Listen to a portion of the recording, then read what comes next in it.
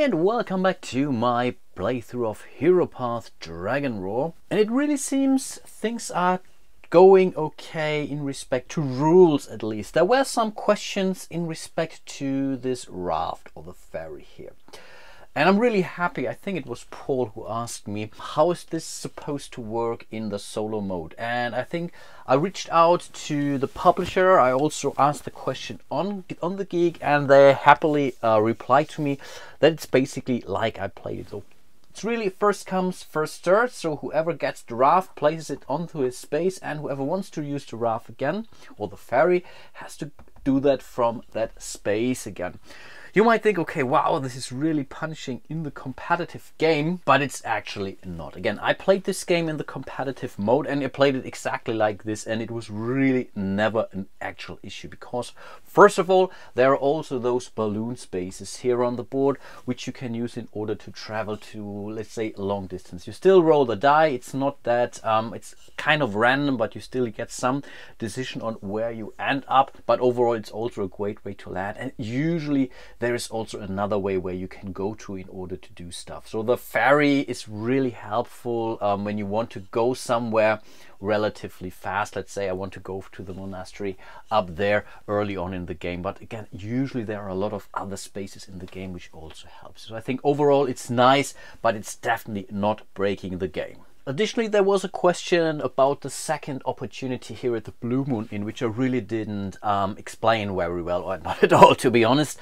And this is something I simply didn't want to do at the last time. So I can basically trade one of your arms markets cards for a new arms market. Right now I'm really happy with what I have, which is the reason why I simply didn't spend any words on that, but I really should explain things a little bit better. So thanks again for reminding me here. But I think apart from that, I think I should be okay. So let's get started into round 4, and I really have forgotten about what I wanted to do.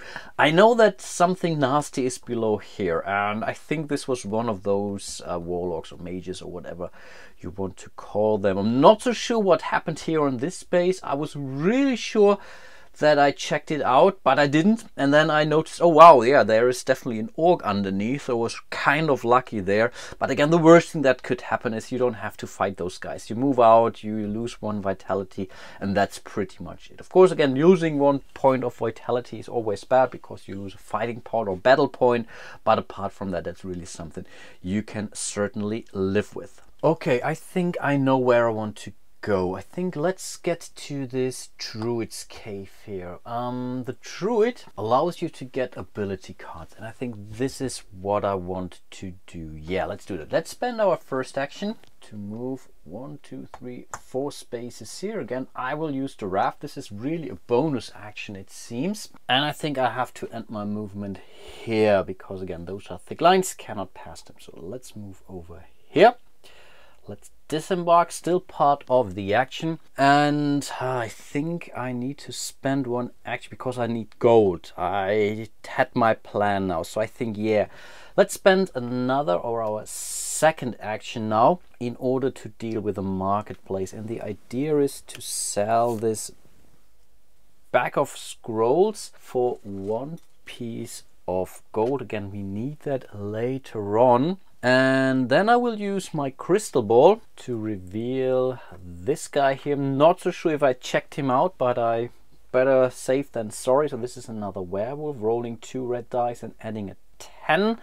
So definitely beatable. Should not forget what that was. Then with my third action, I'm going to move 1, 2, 3 spaces here. With my fourth action, I visit the, what is it? The druid's cave. And there I receive 2 food and 1 ability, either exposed or a hidden card. And I get an extra action. This is definitely useful. So first of all, let's get rid of this Genesis Light card here. It's a good card, but anyway, I think we don't need it because I'm going for this extra ability card up there. And I should not forget the extra food here. I really have a lot of food in order to rest. Then let's get this surprise attack ability, which says you may perform an additional surprise attack during the same action, which pretty much means we can reroll all the heroes' die. Hero battle dice. Rerolls are always good, so let's hold on to this ability. Let's see what came up. Wow, that's also an awesome card. Lovely charm. While visiting a place, site,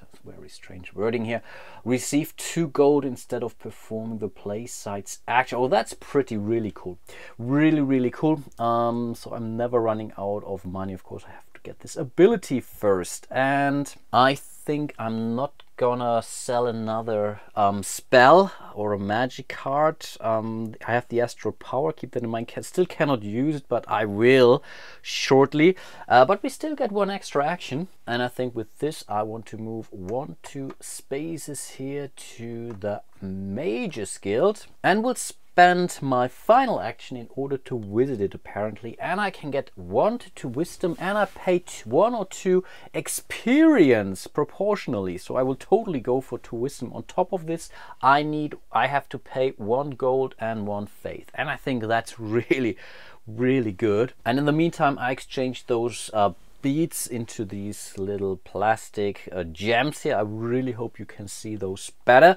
So I will pretty much exchange those 2 experience into 2 wisdom, which is really awesome. On top of this I need to spend 1 gold, and I have to get rid of 1 faith, but I think getting faith back shouldn't be that big of a deal, but really getting wisdom is not easy. And I think those were all of my actions already for this round, and I haven't used my trained falcon yet. The problem is I really have to use it as part of a travel action.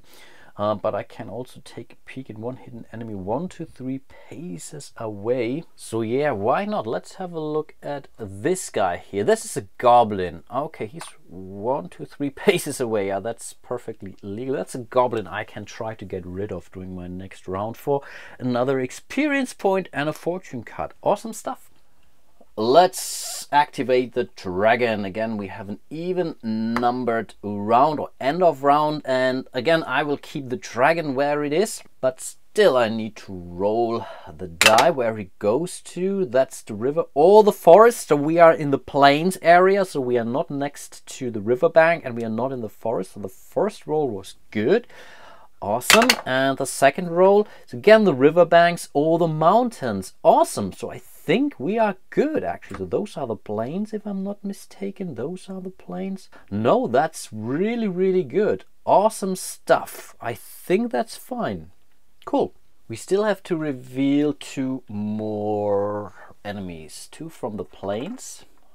These are skeletons. They are beatable. Let's go for this one here too, another werewolf. Those are 2. We need to do the same in the forest. So I think should I do one here or not? Yeah, let's do those 2 skeletons and another warlock. And then in the mountains region, because we already know what this is, let's go for this one and for this one. Those are 2 goblins. Awesome. So I really should go there and get some easy experience points. Of course, it still costs me a lot of travel actions to get there, and sooner or later I really have to move the dragon somewhere nearby. Okay, I think it's time to get some experience points back. So I will activate or do my first travel action. So 1, 2, and 3 spaces here. Then I will do a fighting action or a battle action against this goblin. He has now a strength of 4 plus 10, so 14, but only 1 red die, whereas I'm at 19, so I think there's really nothing he can do. He can roll a 5, that's it, and I can roll a 2. So no, this goblin is no more. So yeah, let's get rid of him right away. Let's grab an experience point, and of course on top of this we are getting another fortune card. And it seems we have a full moon, so this is an instant effect, more or less like an event. The enemies invaded the play site. Again, a very strange wording. The hero will pick the strongest dead enemy to revive and place him plus 2 gold from the stockpile in a revealed play site. So when I defeat this guy, I get another gold. So I think that's not bad actually, and all of those sides are revealed in a solo game. And my idea is to move up here to the Hall of Glory again in order to get my faith back. So yeah, let's totally grab one orc. I could place it here or there. I think let's place him here, because then we don't have to stop again. And on top of this, and that's the cool part, let's see if I find some gold. We get to place 2 gold on top of this guy. Awesome.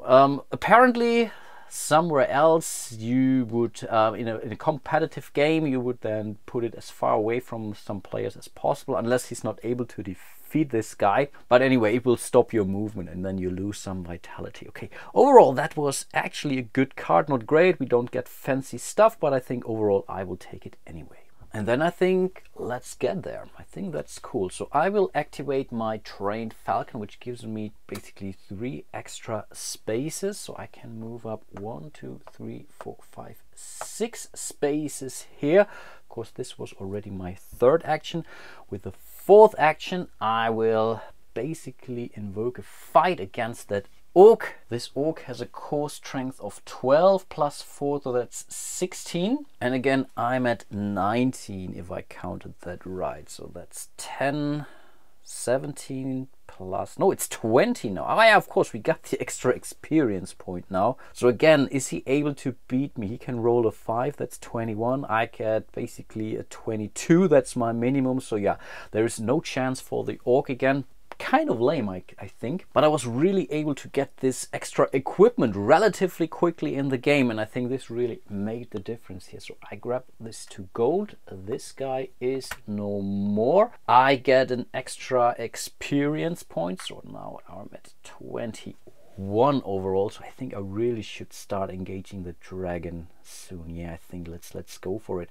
On top of this, I still get to draw another fortune card. And here it says, arming. The goblin cave should be refilled with as many enemies as it lacks. Right now we haven't been there, and the goblin cave is usually also something that you do in the competitive game. So you can basically ambush someone and send him to the goblin cave, which is pretty cool. And then he has to fight his way out. And there will be 1 enemy in the hero's starting point. Oh, that's interesting. Okay, there's a safe space, but still the starting point. Okay, I do it. And in addition, you may take 1 food from the stockpile. Wow, I really have a lot of food, and I think I really haven't lost a lot because I was so lucky now with the dragon's turn. Okay, that's pretty amazing. Let's also place the enemy here at the starting space, and I think he will be placed face down. At least this is what I think. Last but not least, with my remaining action, I will visit the Hall of Glory again. And now I have to make a tough decision. Do I want another skill or not? And I think I do actually, because there's an awesome piece of arms waiting there, which gives me 2 extra hero power, but I need a skill of 5, and right now I'm at 4. So I think yes, I have to do that again. I was holding on to my magic card, but no. Let's spend 1 experience. We will transform this into a skill point, which is fine. We still have to pay 1 gold, which is also not great. And on top of this, we also have to get rid of a magic card here. I was really hoping to keep this.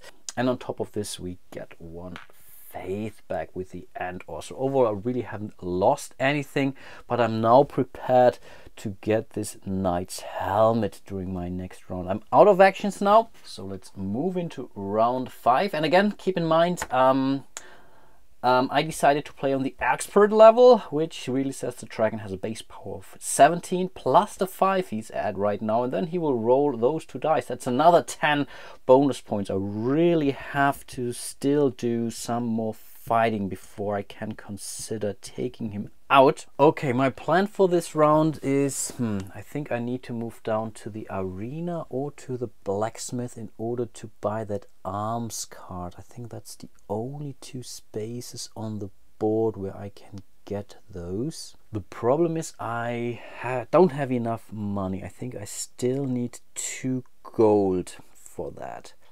So should I spend my first action resting here, because this would allow me to roll the search die? I think I have to take that risk now. Okay, things are really getting tight now. That's very interesting, to be honest. I think if I would play on the standard level, I would have tried taking out the dragon, but those 2 extra points, they really mean something here, to be honest. So yeah, let's do the rest action. I'm fully healed, so I don't get any vitality, but I think I can still roll the search die, roll once, and then I can change my cards, but I think that's fine. So let's see what I get.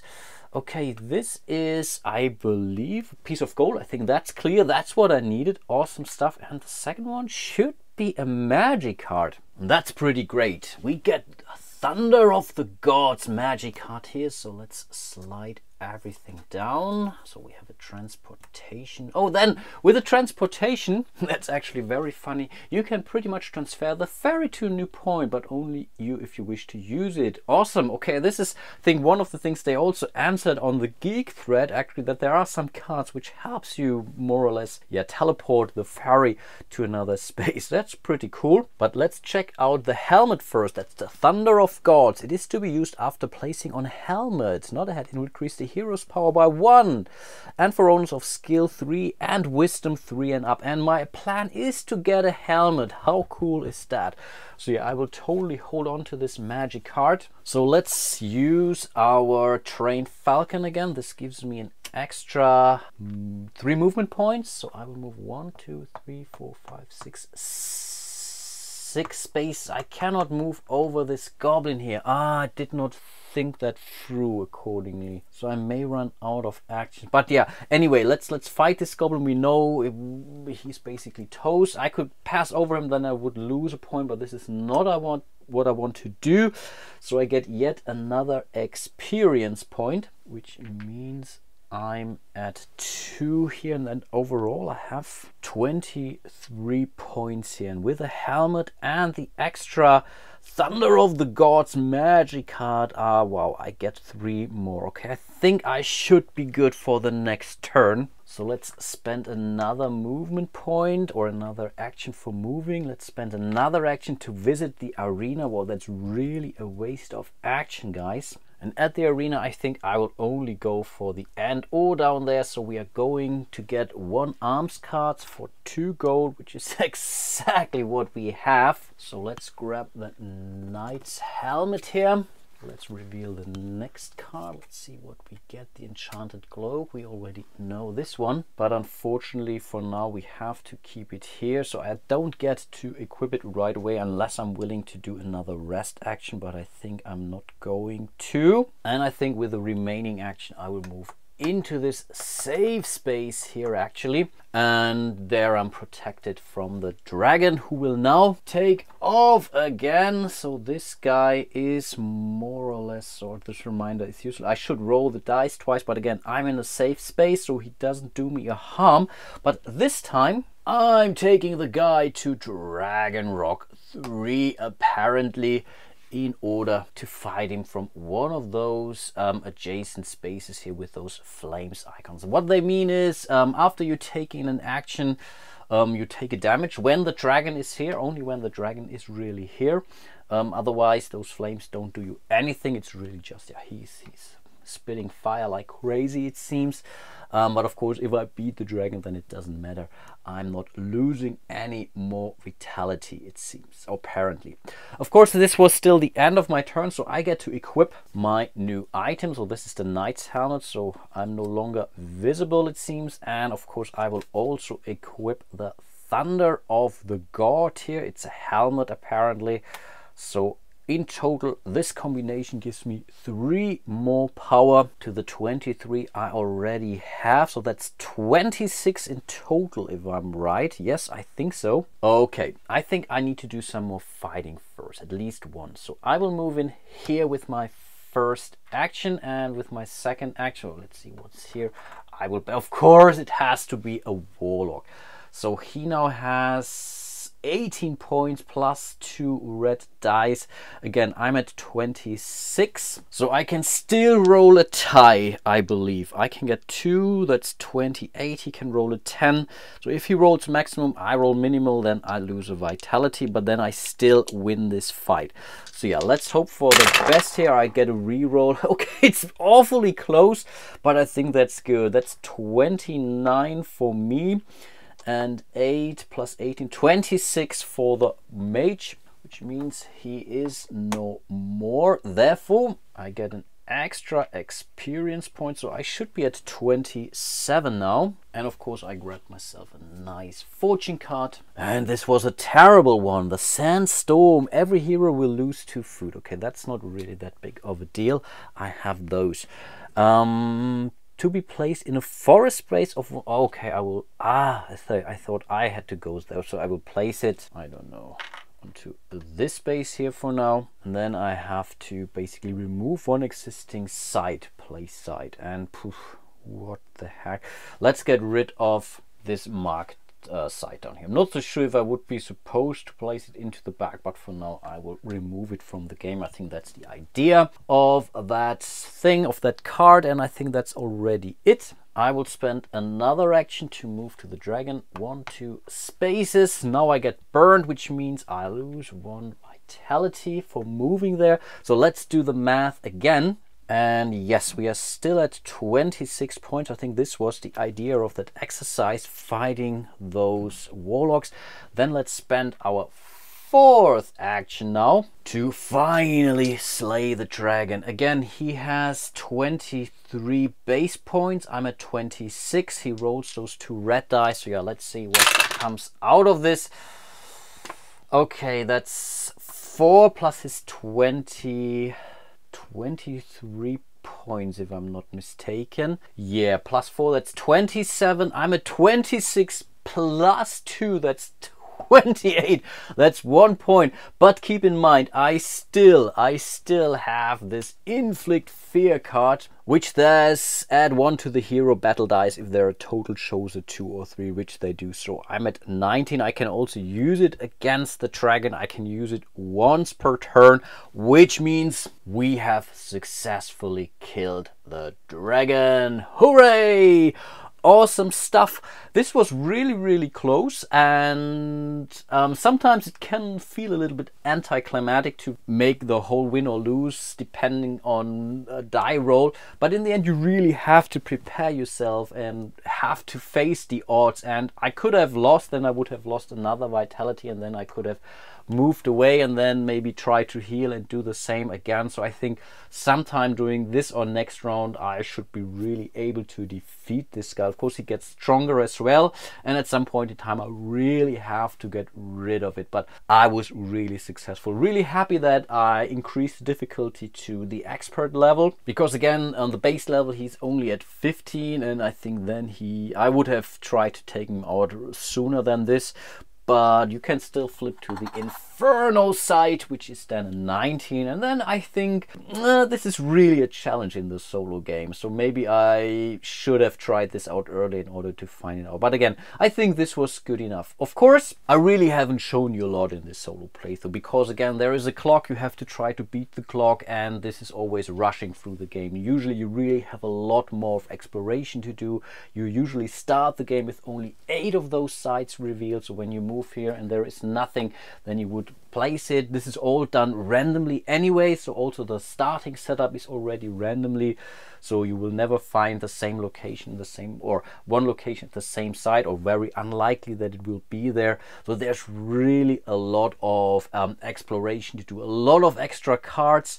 And also in the competitive game, again, you can steal from each other. You can send yourself to the Goblin Cave up there north. I haven't shown you the balloon travel, which also means you roll a die and land somewhere. So still a lot of additional stuff that you haven't seen in my solo playthrough here. I really hope you enjoyed my little playthrough of Heropath Dragon Roar. I could imagine doing this again, maybe playing the cooperative version of the game, so really with 2 or maybe 3 heroes, so you also see some additional folks. If you're interested, let me know. You will definitely see a totally different game because of the sites. You have to go for different combination of stuff. You will not always find the right location immediately, so I think this is also very interesting. Again, hope to see you soon in one of my other videos, and yeah, until then, bye bye.